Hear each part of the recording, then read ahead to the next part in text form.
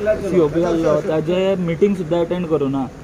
जो leader of oppose पळय आमचो जो स्टँड आसा क्लियर आसा हेच्या पयलीं आमी सांगलेलें आसा की इंडिपेंडंटली आमी फायट करतले आनी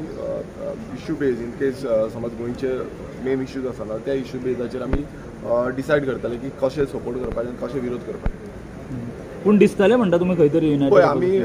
युनायटेड म्हणल्यार तुमी पळयलां आसतलें आयज इंडिया अलायन्स गठबंधनूच जी आसा ती तुटलेली आसा फ्रॅगमेंटेड जाल्ली आसा आनी तेंचेच सारकें ना आनी तुमी युनायटेडान कितें म्हणटले की युनायटेड जें आसा तें युनायटेड नांवा पुरती उरलां पण ऑपोजिशन करपाचें हें कर्तव्य आसा आमचें बींग ऑपोजिशन एमएलएज. सो आमी ऑपोजिशन करपाक हांगा आसा ह्या विधानसभेन जितले ह्या बीजेपी सरकार जी स्कॅमां करता जी गोंयाचेर अन्याय करता गोंयकारांचेर अन्याय करता हेच्या बाबतींत उलोवपाक लागून आमी हांगा येयले. आनी एक इश्यू उरलो हालींच आमी पळयलो की गोंया भायले लोक येवन गांवकार बिवकार सरनेम चेंज करपाक लागला तो एक इश्यू. तो विशय आयज आमी घातलेलो आसा. तो विशय समज येयलो कॉलिंग एटेन्शनाक येयलो जाल्यार तो हांव घेतलो कारण हो एक मोठो मुद्दो जाल्लो आसा आनी गोंयभरांतले लोक आयज तुमी पळयत आसतले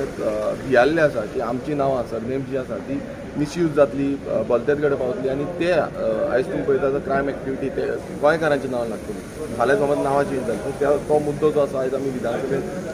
बींग